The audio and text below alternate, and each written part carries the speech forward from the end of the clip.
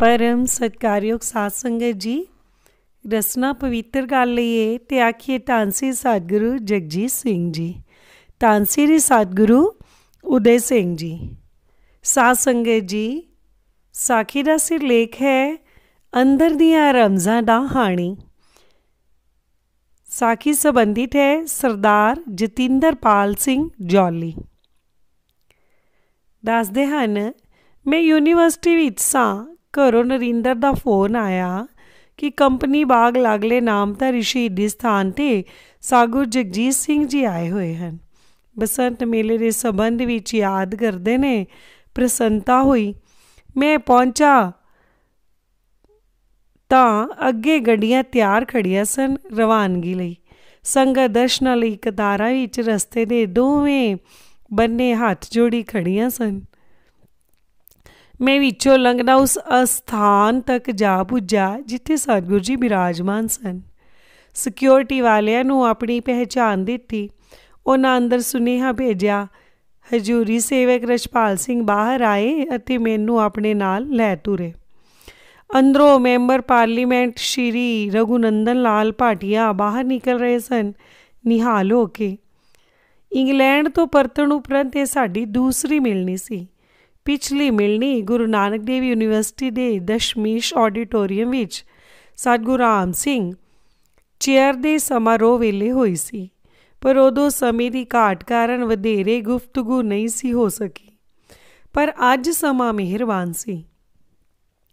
सतगुरु जी बड़े मोह ते अपणत नाल थापड़ा दे के निवाजिया, लागे बिठाया ते पाकिस्तान विच रह गए मित्रा दियां यादां सांझियां करन लगे। एक वारता जेड़ी दसी। एक बार किसी मिनिस्टर नूं मिलन वो लाहौर गए उचेचे। राह विच किसी पुराने सतसंगी दा पिंड पैंदा सी, जिस दे वड्डे वडेरे भी प्रसिद्ध संगीतकार सन ते वो खुद सागू प्रताप सिंह होरां लई साज बनाया करदे सन। उमर 120 वरियां नूं पहुंची हुई सी ते नेत्र जोतहीन। जदों दस पई कि सागू प्रताप सिंह जी दे गद्दी नशीन सागू जगजीत सिंह जी आए हुए हैं, उस दे तां जिवें अंग अंग चों अखां फुट आईयां होण। कदे गलवकड़ी पावे, कदे चरण छुए। सिर तो पैरा तक उस सतगुर जी नूं टो टो के वेख्या। मोढे तो कूणी फिर वक्खी ते फिर लक वाल हथ फेरदियां ओ आखे, ए तां हो गई मीम, ए बन गई है ते ए फिर मीम ते दाल बन गया ना मुहम्मद। मुसलमान किसी नूं मुहम्मद दे तुल नहीं गिणदे, पर ओ जरा शरा तो उचेरा हो गया सी। इसे लई उस इन्नी शरधा नाल सतगुरु जी नूं प्यार किता। सतगुरु जी आप मुहारे कह रहे सन।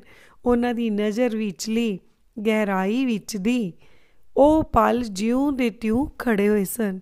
मैं मंत्रमुग्ध होया उन्हां दे हर हाव भाव नूं वाच रिहा सा।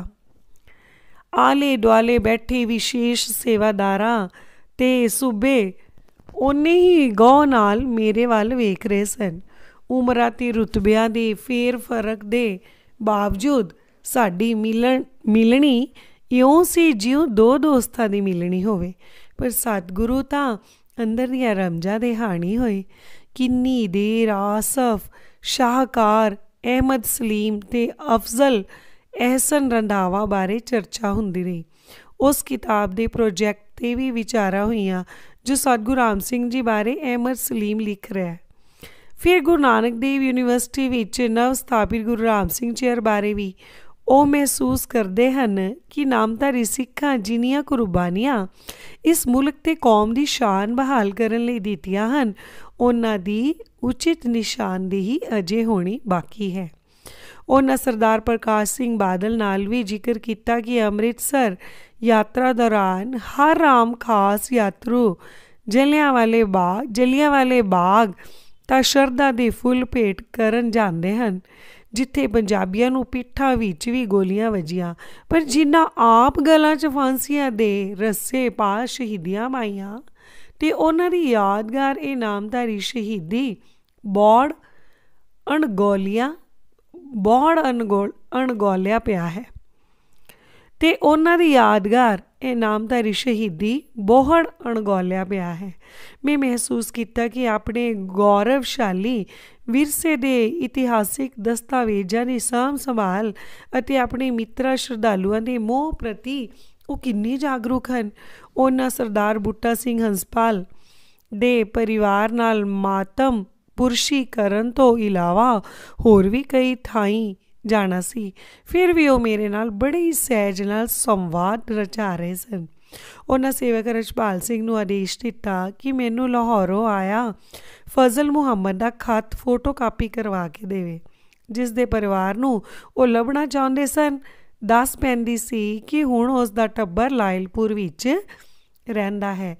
ਮੈਂ ਕਿਹਾ ਅਫਜ਼ਲ ਅਹਿਸਨ ਰੰਧਾਵਾ ਵੀ ਤਾਂ ਲਾਇਲਪੁਰ ਹੀ ਹੈ, ਇਸ ਖੋਜ ਵਿੱਚ ਉਹ ਸਹਾਈ ਹੋ ਸਕਦਾ ਹੈ। ਉਹਨਾਂ ਕਿਹਾ ਫਿਰ ਤਾਂ ਕੰਮ ਹੋ ਹੀ ਗਿਆ ਸਮਝੋ।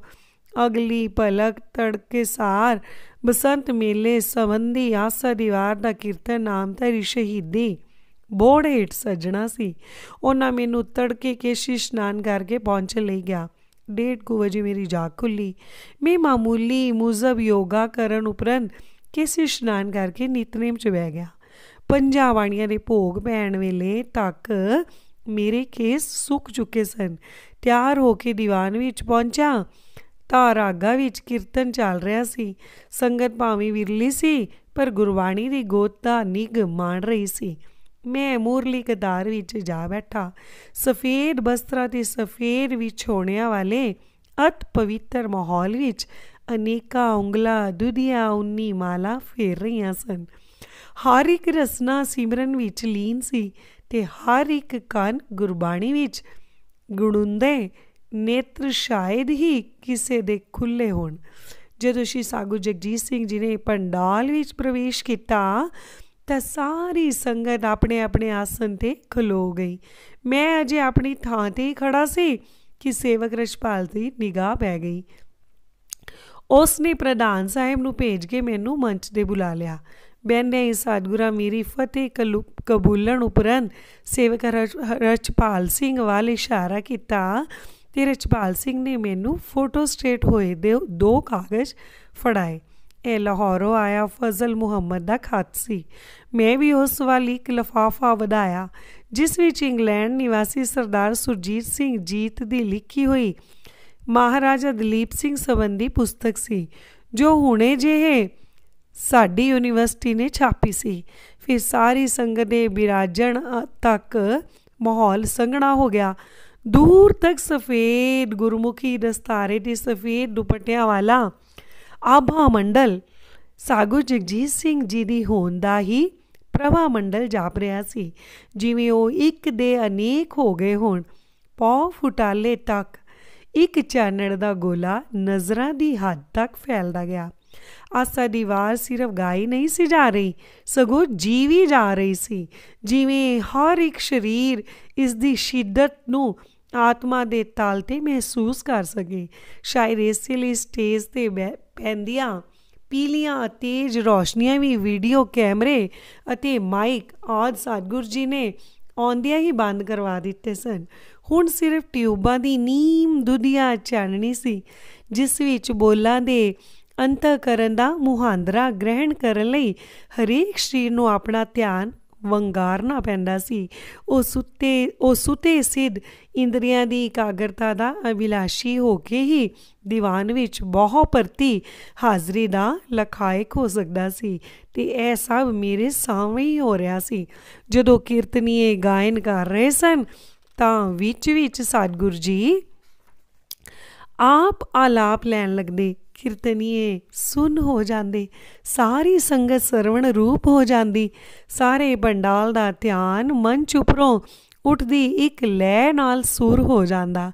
ਫਿਰ ਸਾਗੁਰ ਜੀ ਦੇ ਇਸ਼ਾਰੇ 'ਤੇ ਰਾਗੀ ਉਹਨਾਂ ਬੋਲਾਂ ਨੂੰ ਦੁਹਰਾ ਕੇ ਤਾਲ ਦੀ ਗਹਿਰਾਈ ਮਾਪਣ ਦੀ ਕੋਸ਼ਿਸ਼ ਕਰਦੇ, ਵਾਰ-ਵਾਰ ਦੁਹਰਾਉਂਦੇ। ਤੇ ਜਦੋਂ ਤੱਕ ਸਤਿਗੁਰਾਂ ਦੀ ਤਸੱਲੀ ਨਾ ਹੋ ਜਾਂਦੀ, ਉਹ ਉਸ ਪੰਕਤੀ ਨੂੰ ਆਪ ਉਚਾਰ ਕੇ ਗਾ ਕੇ ਦੱਸਣ ਤੋਂ ਰੱਤੀ ਵੀ ਸੰਕੋਚ ਨਾ ਕਰਦੇ।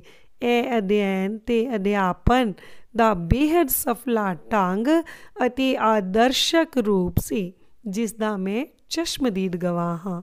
ਆਸਾ ਦੀ ਵਾਰ ਦੇ ਭੋਗ ਉਪਰੰਤ ਚੱਲ ਰਹੇ ਸਹਿਜ ਪਾਠਾਂ ਦੇ ਭੋਗ ਲਈ ਪਾਠੀ ਸਿੰਘਾਂ ਨੇ 9ਵੇਂ ਮਹੱਲੇ ਦੇ ਸਲੋਕਾਂ ਦਾ ਪਾਠ ਆਰੰਭਿਆ। ਸਹਿਜ ਪਾਠਾਂ ਦੇ ਭੋਗ ਪਾਏ ਗਏ, ਅਰਦਾਸ ਹੋਈ ਤੇ ਕੜਾਹ ਪ੍ਰਸ਼ਾਦ ਦੀ ਦੇਗ ਵਰਤੀ। ਅਰਦਾਸ ਉਪਰੰਤ ਨਿੱਜੀ ਬੇਨਤੀਆਂ ਕਰਨ ਵਾਲਿਆਂ ਵਿੱਚ ਉਹ ਸਿੰਘ ਵੀ ਸ਼ਾਮਲ ਸੀ ਜਿਸ ਉੱਪਰ ਅੰਮ੍ਰਿਤ ਵੇਲੇ ਲੰਗਰ ਤਿਆਰ ਕਰਦਿਆਂ ਕੜਾਹ ਪ੍ਰਸ਼ਾਦ ਦੀ ਦੇਗ ਉਲਟ ਗਈ ਸੀ। ਸਤਿਗੁਰਾਂ ਉਸ ਦੀ ਤੰਦਰੁਸਤੀ ਦੀ ਦੁਆ ਕਰਦਿਆਂ ਉਸ ਨੂੰ ਕੱਚੇ ਆਲੂ ਫੇ ਕੇ ਛਾਲਿਆਂ 'ਤੇ ਲੇਪ ਕਰਨ ਦਾ ਸੁਝਾਅ ਦਿੱਤਾ। ਐਵੇਂ ਹੋਰਨਾਂ ਸੰਗਤਾਂ ਦੇ ਦੁੱਖਾਂ ਦਾ ਦਾਰੂ ਦੱਸਦੇ ਉਹ ਅਗਲੇ ਪੜਾਅ ਨੂੰ ਚਾਲੇ ਪਾਉਣ ਲਈ ਤਿਆਰ ਹੋ ਗਏ। ਦੁਪਹਿਰੇ ਉਹਨਾਂ ਨਵਾਂ ਸ਼ਹਿਰ ਵਿੱਚ ਆਯੋਜਿਤ ਦੀਵਾਨ ਵਿੱਚ ਪਹੁੰਚਣਾ ਸੀ। ਜਾਣ ਵੇਲੇ ਸੰਗਤਾਂ ਦਾ ਭਾਰੀ ਇਕੱਠ ਇੱਕਦਮ ਸਟੇਜ ਵੱਲ ਉਮੜ ਰਿਹਾ ਸੀ।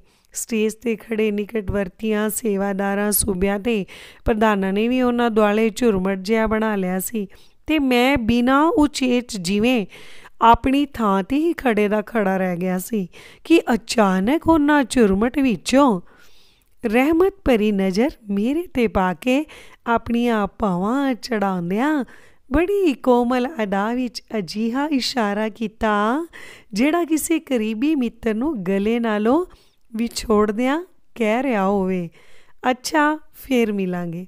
ਸਟੇਜ 'ਤੇ ਖੜੇ ਝੁਰਮਟ ਦਾ ਧਿਆਨ ਇੱਕਦਮ ਮੇਰੇ ਵੱਲ ਹੋਇਆ, ਪਰ ਮੈਂ ਅਬੋਲ ਅਡੋਲ ਆਪਣੀ ਥਾਂ 'ਤੇ ਹੀ ਖੜਾ ਉੱਥੋਂ ਆ ਕੇ ਅਜੇ ਉੱਥੇ ਹੀ ਖੜਾ ਹਾਂ ਜਿੱਥੇ ਸਤਿਗੁਰੂ ਜੀ ਫਿਰ ਮਿਲਣ ਦਾ ਵਾਅਦਾ ਆਪਣੀ ਮਿੱਠੀ ਤਕਣੀ ਨਾਲ ਦੇ ਗਏ ਨੇ।